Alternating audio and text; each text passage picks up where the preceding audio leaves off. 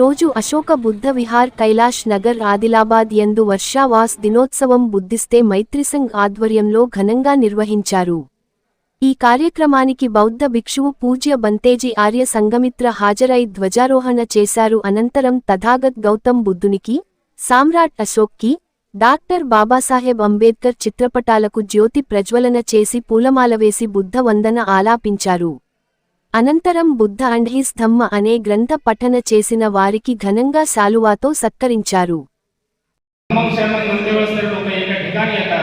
आता सगळ्या लोकांना कळून आलेले आहे की या देशामध्ये जाती प्रथा कोणत्या चरमसीमेवर गेलेली आहे। जर कोणी म्हणत असेल की आता जाती प्रथा नाही, जातीवाद नाही, सगळे आम्ही मोठे झालो, शिकलो, सवरलो, लखपती झालो, कोणी करोडपती झालो, माडी झाली, गाडी झाली असं कोणी म्हणत असतील तर त्यांच्यासारखं ते म्हणतात ना गढूळ पाण्यामध्ये कोणी नाही असं स्पष्ट दिसून आहे। कारण हल्लीच झालेली जी घटना आहे की सर्वोच्च न्यायालयाचे जे सीजीआय म्हणून आहे तशा व्यक्तीवर जेव्हा हल्ला होतो तर तुमच्या आमच्या सगळ्याची काही ऐपत नाही।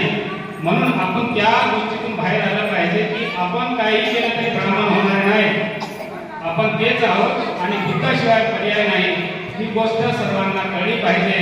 आणि की कुठंतरी जाऊन काय करतो म्हणलं तर त्यांनी जोडा खाल्लाय आणि आपल्याला दुसरंच काहीतरी खाण्याची परिस्थिती निर्माण होईल।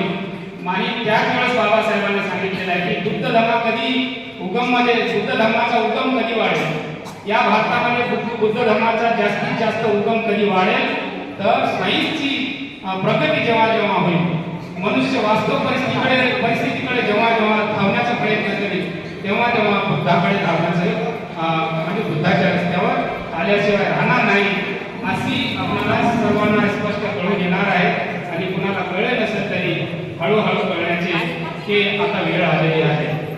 आणि या प्रसंगी पुन्हा मी सांगू इच्छितो की परवाच आमच्या इचोड या ठिकाणी वर्षावासाची समाप्ती झालेली आहे आणि पुन्हा येत्या 16 मार्चला आम्ही सर्व आपल्या सर्वांच्या अनुषंगाने, सर्वांच्या सहाय्याने किंवा सर्वांच्या सामीलपणाने बौद्ध धर्म परिषदेच्या सगळ्याला माणुसकी आणि माणसात बसायचे